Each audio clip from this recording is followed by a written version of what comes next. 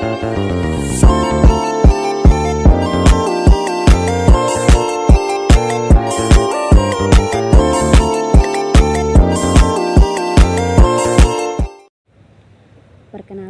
nama saya Maya Omni Salibang. Saya dari program studi Pendidikan Guru Sekolah Dasar kelas E semester 1. Di sini saya akan membahas materi tentang permasalahan pendidikan di Indonesia untuk memenuhi mata kuliah pengantar pendidikan. Dalam materi ini ada beberapa poin penting yang akan saya bahas, yaitu yang pertama, masalah pokok pendidikan di Indonesia, yang kedua, jenis-jenis permasalahan pokok pendidikan, yang ketiga, permasalahan aktual pendidikan di Indonesia, dan yang keempat, solusi masalah pendidikan di Indonesia. Kita akan mulai dengan poin yang pertama, yaitu masalah pokok pendidikan di Indonesia. Sistem pendidikan menjadi bagian yang tak terpisahkan dari kehidupan sosial budaya masyarakat. Artinya, suatu permasalahan dalam pendidikan selalu ada kaitan dengan masalah-masalah di luar pendidikan itu sendiri. Misalnya, masalah suatu mutu hasil belajar di sekolah tidak dapat dilepaskan dari kondisi sosial budaya dan ekonomi masyarakat di sekitarnya. Berdasarkan kenyataan tersebut, maka penanggulangan masalah pendidikan menjadi sangat penting, menyangkut banyak komponen dan melibatkan banyak pihak. Poin yang kedua yaitu jenis-jenis permasalahan pokok pendidikan. Pada permasalahan pokok pendidikan ini terbagi menjadi 4 bagian.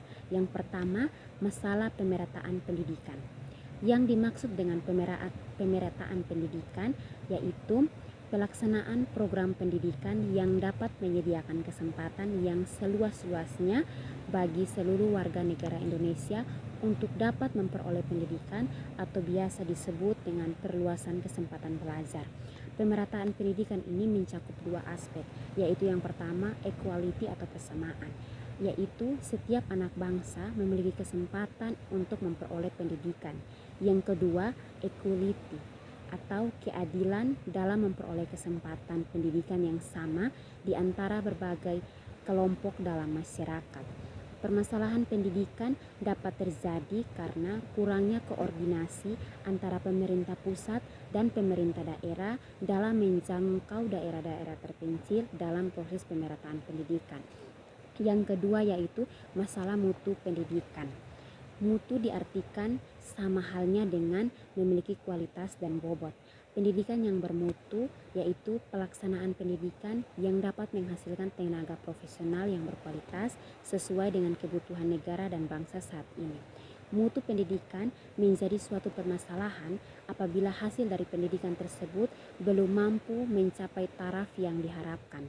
Jika tujuan dari pendidikan nasional dijadikan sebagai kriteria kelulusan suatu mutu pendidikan, maka keluaran dari suatu sistem pendidikan menjadi pribadi yang bertakwa, mandiri, berkarya, dan bertanggung jawab. Terkadang orang-orang melakukan penilaian salah terhadap mutu pendidikan. Pendidikan dapat dinilai melalui hasil akhir belajar siswa atau ujian. Namun sesungguhnya mutu pendidikan yang baik hanya akan didapatkan oleh seseorang setelah melalui proses pembelajaran yang baik pula. Yang ketiga yaitu masalah efisiensi pendidikan. Masalah efisiensi pendidikan mempersoalkan bagaimana suatu sistem pendidikan menggunakan sumber daya yang ada. Jika penggunaannya hemat dan tepat sasaran, dikatakan efisiensi tinggi. Dalam masalah efisiensi ini terbagi menjadi beberapa masalah. Yang pertama, bagaimana tenaga pendidikan difungsikan. Yang kedua, bagaimana prasarana dan sarana pendidikan digunakan. Yang ketiga, bagaimana pendidikan itu diselenggarakan. Permasalahan yang keempat di sini yaitu masalah relevasi pendidikan. Masalah relevasi pendidikan adalah masalah yang timbul karena tidak sesuainya sistem pendidikan dengan keperluan pembangunan nasional. Masalah ini berkenaan dengan rasio antara tamatan yang dihasilkan satuan pendidikan dengan yang diharapkan satuan pendidikan di atasnya atau institusi yang membutuhkan tenaga kerja baik secara kuantitatif maupun secara kualitatif. Poin yang ketiga yang akan kita bahas yaitu permasalahan aktual pendidikan di Indonesia. Dalam permasalahan aktual ini juga terbagi menjadi beberapa bahagian, yaitu yang pertama masalah keutuhan pencapaian sasaran. Pada Undang-Undang Nomor 2 Tahun 1989 tentang Sistem Pendidikan Nasional Bab 2 Pasal 4 dinyatakan bahwa tujuan pendidikan nasional ialah mengembangkan manusia Indonesia seutuhnya.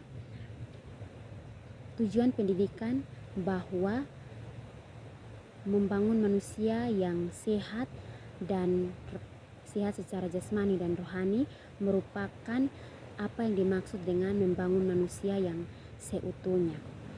Dalam aspek ini pun terjadi beberapa hambatan yang dihadapi, yaitu yang pertama beban kurikulum, yang kedua pendidikan efektif sulit diprogramkan karena pelaksanaannya sangat tergantung kepada kemahiran dan pengalaman guru. Yang ketiga, pencapaian hasil pendidikan afektif memakan waktu sehingga memerlukan ketekunan dan kesabaran pendidik. Dan yang keempat, penilaian hasil pendidikan afektif tidak mudah. Ya, dalam masalah yang kedua yaitu masalah kurikulum. Masalah kurikulum meliputi masalah konsep dan masalah pelaksanaannya. Sumber masalahnya ialah bagaimana sistem pendidikan dapat membekali peserta didik untuk terjun ke lapangan kerja bagi yang tidak melanjutkan sekolah, dan memberikan bekal dasar yang kuat untuk perguruan tinggi bagi mereka yang ingin melanjutkan pendidikan. Dalam masalah kurikulum ini terbagi menjadi beberapa bagian, yaitu yang pertama, kurikulum pendidikan Indonesia terlalu kompleks. Artinya, jika dibandingkan dengan kurikulum pendidikan di negara maju, kurikulum yang dijalankan di Indonesia terlalu kompleks. Hal ini akan berakibat bagi guru dan siswa. Siswa akan terbebani dengan segudang materi yang harus dikuasainya. Begitu pula dengan guru. Guru akan terbebani dengan pencapaian target materi yang terlalu banyak. Sekalipun masih banyak siswa yang mengalami kesulitan, guru harus tetap melanjutkan materi. Yang kedua, seringnya berganti nama. Kurikulum pendidikan di Indonesia sering sekali mengalami perubahan. Namun perubahan tersebut hanyalah sebatas perubahan nama semata.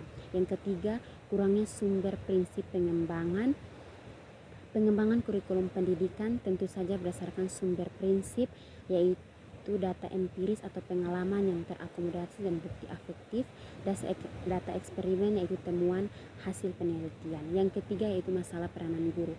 Ini merupakan sangat penting karena seorang guru diharapkan mampu mengelola pembelajaran, menunjukkan tujuan pembelajaran, dan menyediakan atau memberikan kemudahan-kemudahan belajar dan memberikan dorongan belajar bagi siswa.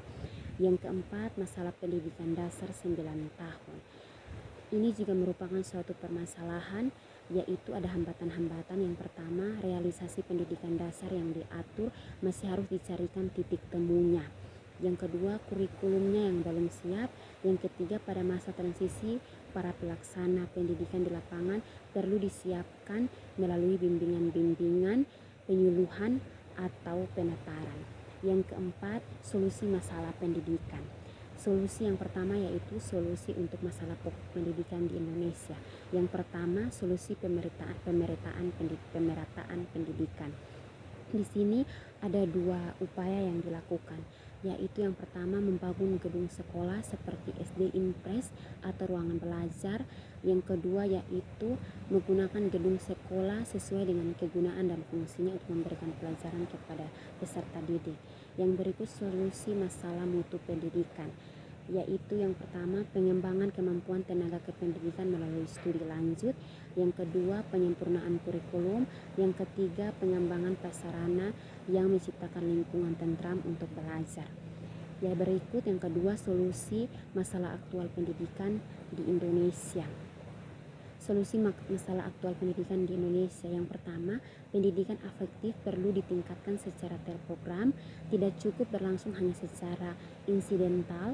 Pendekatan keterampilan proses yang sudah diberluaskan konsepnya perlu ditindaklanjuti dengan penyebaran buku panduan kepada sekolah-sekolah. Yang kedua, pelaksanaan ekstrakurikuler dikerjakan dengan penuh kesungguhan dan hasilnya diperhitungkan dalam menetapkan nilai akhir ataupun pelulusan. Untuk itu perlu dikaitkan dengan pemberian intensitas bagi guru. Ya baik, dari materi yang telah saya sampaikan ini saya mengambil kesimpulan yaitu sangat penting untuk pemerintah dan juga setiap masyarakat memperhatikan masalah pendidikan yang ada di Indonesia, apalagi terkhususnya di daerah-daerah yang terpencil, karena pendidikan merupakan salah satu jalur bagaimana mengembangkan wawasan setiap manusia dan meningkatkan sumber daya manusia.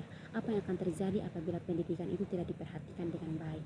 Maka itu pendidikan harus diperhatikan dengan baik agar dapat menciptakan wawasan yang baru dan meningkatkan sumber daya manusia di negara kita. Sekian presentasi materi dari saya mengenai permasalahan pendidikan di Indonesia dan terima kasih.